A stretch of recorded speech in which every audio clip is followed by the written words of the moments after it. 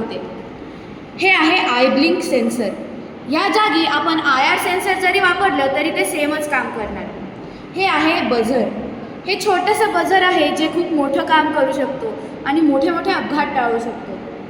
इथे मी एक बटन लावलं आहे किंवा तुम्ही म्हणू शकता स्विच लावलं आहे.